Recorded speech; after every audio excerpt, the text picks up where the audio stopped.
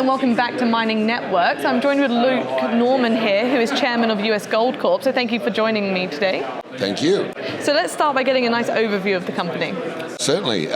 We are developing a copper gold porphyry near Cheyenne, Wyoming.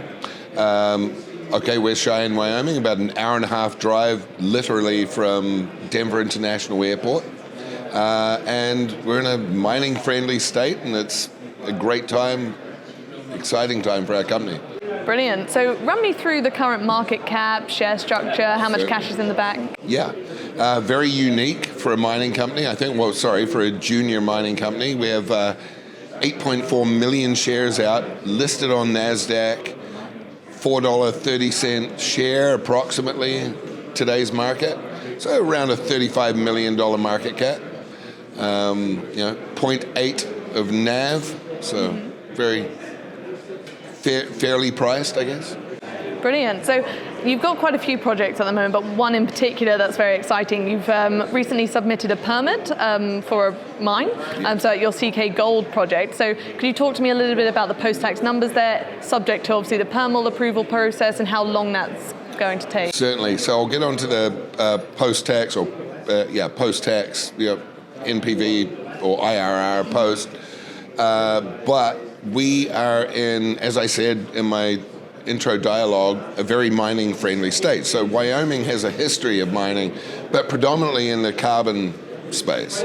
So hard rock mining is not a well-known kind of resource in the space, in the state, but it's also a very resource-oriented state. In fact, almost all of their revenues generated in Wyoming comes from farming or mining. So we fit in quite nicely with that. We're located very close to the township of Cheyenne, where our permits have been filed. Traditionally, it's a 12-month process, but we've allowed ourselves a little more extensive runway for that time. We feel that, there's always going to be opposition to new production, new mining in particular. So we welcome all of that, obviously. We have a lot of in-state help and, getting across exactly what we're doing, which is a very simplistic form of mining. We're not utilizing any kind of form of leaching agent. It's just a crush, grind, flotation, and trucking out a dry concentrate. So, yeah. Exciting stuff. So what are the financing of that and, the actual scale of building a mine like that? What time frame are we talking? We run into that question a lot because we have about a $35 million market cap and we have a projected $222 million mine build. Well, how do you do that with, especially the constraints in the financing sector right now? Well, there's a lot of availability to debt on that. So all of our numbers that we've projected through our pre-feasibility, which is really a feasibility study light, I think we'll call it, indicates that we're going to have access to a lot of debt dollars. The other beauty about this project is it's exposed at surface. So day one, you're bucket ready, you're into producing ore, crushing ore, producing gold. So we have a front-end loaded project, basically. So, yeah. No, it's awesome to hear. So how did you get to this point? Talk me through a bit of the timeline, recently and also historically. So I'm sure a lot of drilling and exploration led to this decision. Yes, and it was an orphan project. It was sitting in a energy metals company that had it in its portfolio, and there was assumptions made about the project that grade was a challenge. We took a deeper dive. Actually, I asked a good friend of mine at the time, George B., he's still a very good friend of mine. He is now the CEO of our company. George had built some of the largest gold mines on the planet for Barrick. So I thought, well, there's a well-educated individual. Why not ask him his opinion on the project, and maybe we'll monetize it for our exploration portfolio. By the end of his deep dive, he came back and said, I would like to run this project and be a part of this company. So that was a huge indication to us that we should proceed. Historically, again, coming from an energies energy metals company, but it was mined in the 1800s, artisanally. They went underground, very high-grade copper and gold at surface. So, well, what's not to like about that? Yeah, definitely. And so if this does, the permitting process all goes through, you start construction, once it's all constructed, are there significant neighbors in the area that might be able to utilize this as well?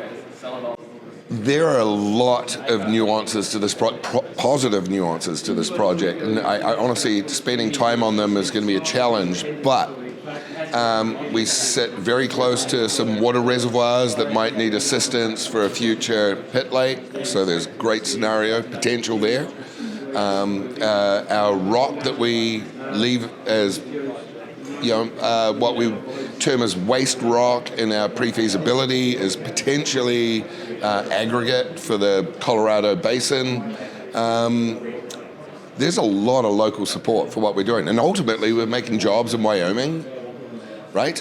And we're really excited about it. Literally, we being us as a company and the local government in Wyoming. Yeah, that's lovely to hear. And going back to you mentioning about the locals, how is the relationship there? I remember in your presentation you have a kind of, you do a lot of public engagement and outreach. Could you talk me through that a little bit?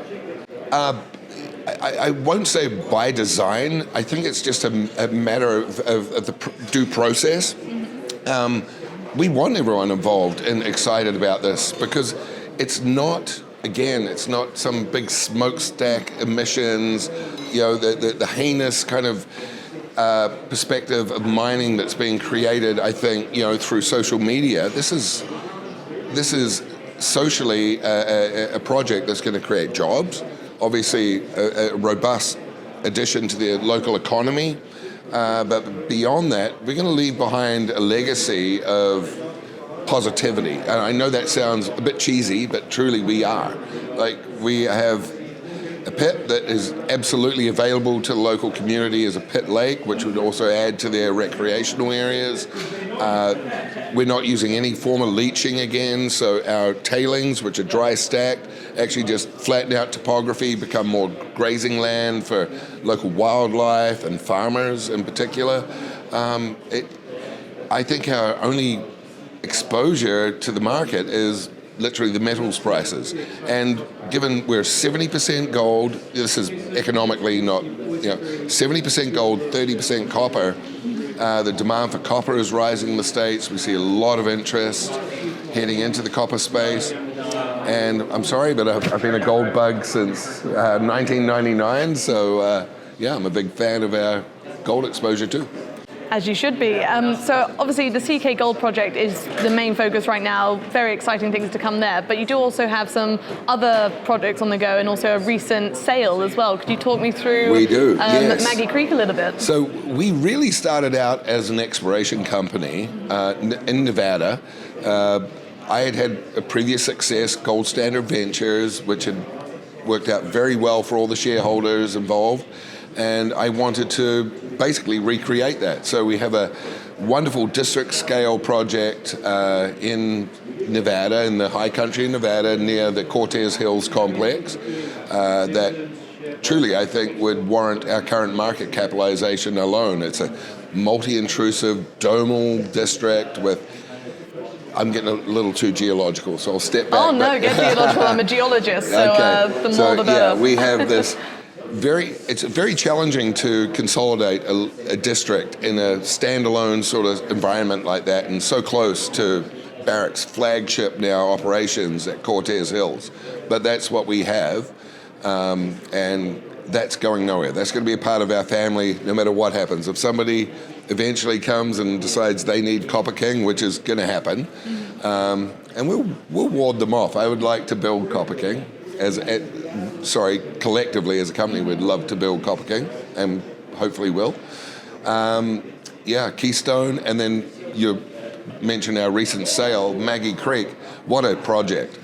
Man, I want to drill that. In the old days of if Newmont and Barrick were still competing over projects, my lord, that would have been quite the exploration target. But given the consolidation of the two companies, we hit very key indications of mineralization within our three sections that we have across from Gold Quarry, the mine on the southern end of the northern end of the Carlin Trend, and Barrick basically came to us and said, okay, that's not what we expected to see at that depth, and they took us through why it was important, and we came to a deal. You know, exploration dollars are hard to come by right now, and we're developing a really, excuse my language, kick-ass deposit in Wyoming, so yeah. No, it's we awesome. took the money. As you should. And yes. Talking of the money, that was my next question, like the use of the funds. Great question. So I will repeat, you know, our very unique position in terms of where we're structured, how we're structured, and where we're listed. So NASDAQ listed 8.4 million shares out. We have almost $8 million in treasury, US dollars, of course, and you know, an enterprise value in somewhere in the $20 million range. We have filed permits. We did so 2 months ago. We're going through the official verification that we've filed everything correctly, and then it goes into the permitting process. So we're not planning on spending money on exploration. There is a lot of upside to Copper King below our permitted pit shell to the southeast. Obviously, we have Keystone. We would love to drill, but treasury to us is vitally important. So we're going to spend our money talking to people like yourself, traveling, having interviews, and getting our story out. Brilliant. No, it's smart use of funds. So just to go back to CK Gold a little bit, that deposit there is actually, is it growable at depth and the long strike? Or? Yes, so we encapsulated, I'm going to use round numbers because it's actually 1.44 million ounces gold equivalents, but about 1.5 million ounces of gold equivalents, which it comprises of 1 million ounces of gold and about 230 million pounds of copper. However, below the shell, it's just we've never drilled the depths of it. We've never exceeded the mineralized zone. This is a porphyry.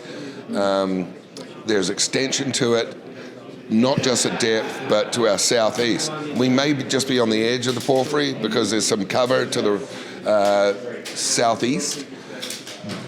But long story short, a lot of upside to this project. But again, we want to make a proposition to the state about, you know, making this a viable mine, and the way to do that is take a reserve, which it is a reserve grade, and present it and see how we fare. And we feel very confident that we'll fare well. Yeah, it sounds like there's a lot of potential there with yes. that. So if you could, in your eyes, what's the vision for this company over the next 5 years, if you could have it go anyway?